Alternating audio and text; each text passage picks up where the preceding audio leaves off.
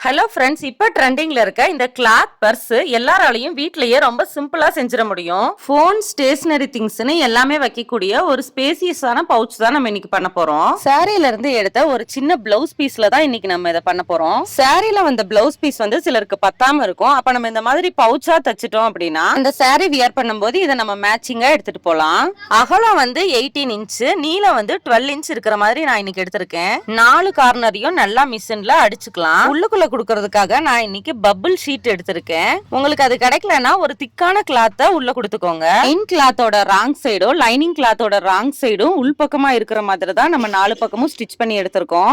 4 பக்கமும் நல்லா ஸ்டிச் கொடுத்ததுக்கு அப்புறமா சைடுல உள்ள பிசுரெல்லாம் கட் பண்ணிடலாம். இதுக்கு நம்ம இப்ப ஜிப் அட்டாச் பண்ணிடலாம். என்னதான் நம்ம வந்து கடையில பவுச் வாங்கினாலும் நம்மளே ஸ்டிச் பண்றப்ப அதுல ஒரு தனி சந்தோஷம் தான். ஒன் சைடு நம்ம ஜிப் அட்டாச் பண்ணியாச்சு, இன்னொரு சைடு அட்டாச் பண்றத காமிச்சிருக்கேன். ஜிப் பக்கத்துல ஸ்டிச்சிங் வரும்போது அதை இந்த மாதிரி உள் பக்கமா எடுத்து விட்டுட்டு நம்ம ஸ்டிச் பண்ணிக்கிறணும். பவுச்சோட ராங் சைடு தான் நம்ம இந்த ஸ்டிச்சிங் எல்லாமே பண்றோம்.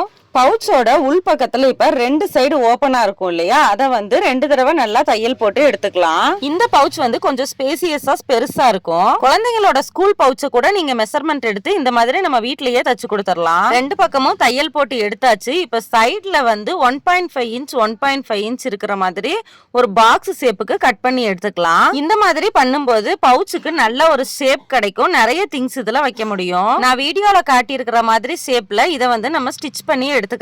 2 பக்கமும் 2 சைடும் நம்ம ஸ்டிச் பண்ணி எடுத்தாச்சு. இப்ப நம்ம மிஷின்ல தச்சிருக்கோம் இல்லையா, அந்த இடம் எல்லாம் வந்து ஒரு மாதிரி பிசுரா அன்பினிஷிங்கா தெரியும். மெயின் கிளாத்ல இருந்து ஒரு 1 இன்ச்சுக்கு கிளாத் கட் பண்ணி பிளவுஸ்ல எல்லாம் நம்ம அடிச்சு திருப்புவோம்ல, அந்த மாதிரி நல்லா அடிச்சு திருப்பிக்கலாம். இப்ப பாத்தீங்கன்னாலே உங்களுக்கு தெரியும், நம்ம இந்த மாதிரி அடிச்சு திருப்பினதுக்கு அப்புறமா நல்லா நீட் பினிஷிங்ல நம்மளுக்கு பேக் கிடைச்சிருச்சு.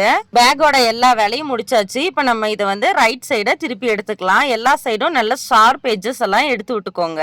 நம்மளோட சூப்பரான பேக்கை வீட்லயே ரொம்ப சிம்பிளா ஈஸியா ரெடி பண்ணியாச்சு. ஜஸ்ட் ஒரு 20 மினிட்ஸ்லயே நம்ம இந்த பேக்கை தச்சு முடிச்சிடலாம். சாரிக்கு மேட்சான கிளாத்ல நான் பண்ணிருக்கனால அதுலதான் பண்ணணும்ன்ற அவசியம் இல்ல. உங்களுக்கு கிடைக்கிற கிளாத்ல நீங்க இதை ட்ரை பண்ணி பாருங்க. தேங்க்யூ ஃபார் வாட்சிங்.